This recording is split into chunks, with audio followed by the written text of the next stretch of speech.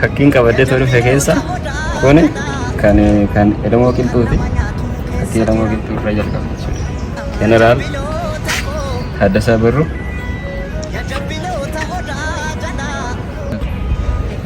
Jeneraal Waaqoo Guutuuti. Baaroo Tumsaa Kaarraa Abbaa Gadaa Hayilee Fidaa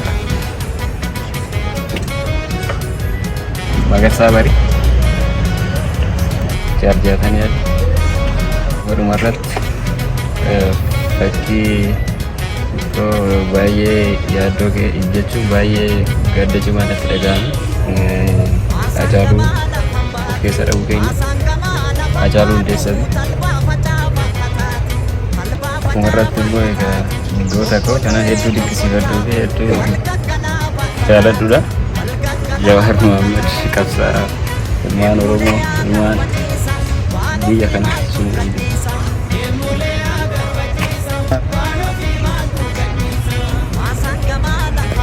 Raanuu Guutaa namni sooshaal miidiyaa jiru namni hin beekne waan jirutti fakkaatu. Gaafa qabsoo maastar pilaanis fakkiilee qabsoo san calaqqisan hedduu hojjechuudhaan kan beekamu. Yeroo inni biyya kana galus kan inni amboo namni deemee waadaa galisan suuratti jijjiire akkan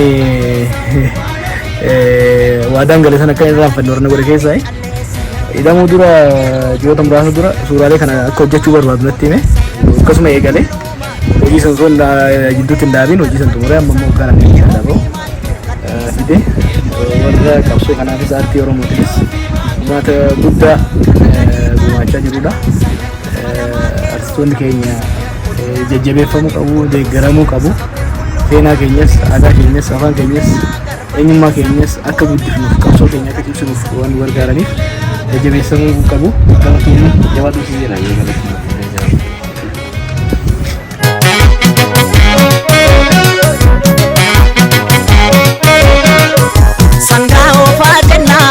Ofne baane shakkariitti ushaniin biitataa ushan tamaan bita galiini ya alaamaa qawwe taa'an tola labaniini yaa maarree yoo du'e jabaan gaafa maarree yoo du'e jabaan gaafa ammoo keessaa lolaa kaata shakkar ga'ee mataani abbaanis yoo du'e ilma jiraan badu maqaani burree aagaa dhibbu boosomaas ilmatti dhiibbeen burree aagaa